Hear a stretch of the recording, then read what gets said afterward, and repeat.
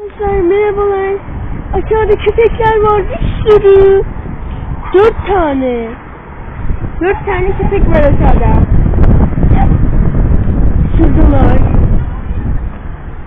Ne güzel. Biri kadının kucağında, birisi birisi yavru olan kadının kucağında, diğeri orada, büyükleri de orada. Saçlarıyla.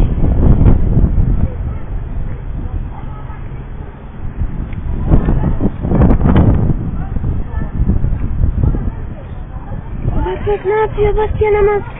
O inciye baksana.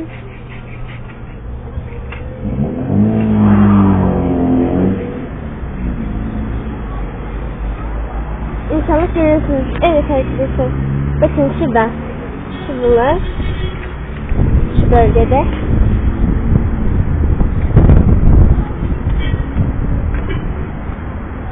Böyle.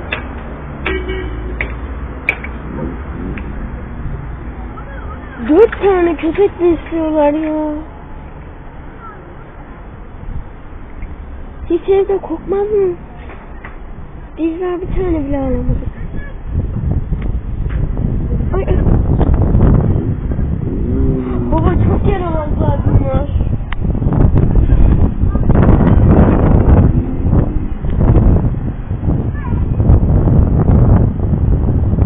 Biri siyah, birisi kahverengi. Diğerinin ne olduğunu bilmiyorum.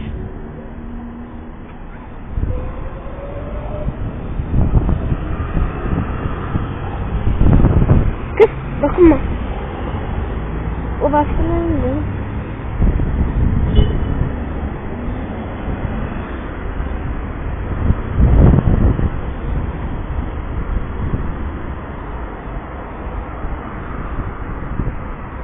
Ya ben de dokunamıyorum. Allah Allah Allah.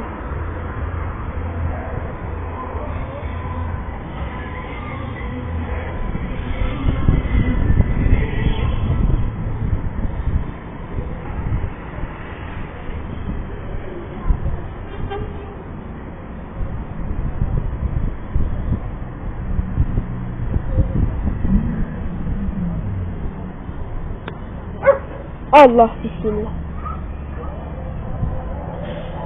Ezan okunuyor.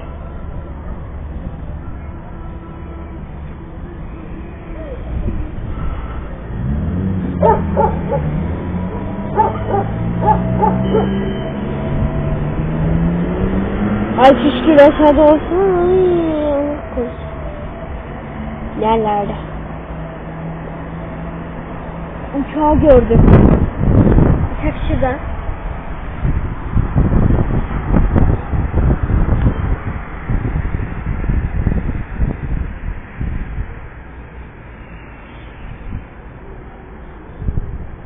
Allah düştü bebek.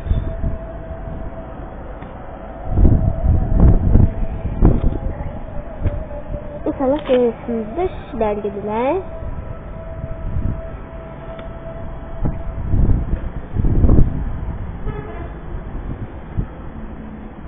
Kaç dakika? 3 dakika olmuş.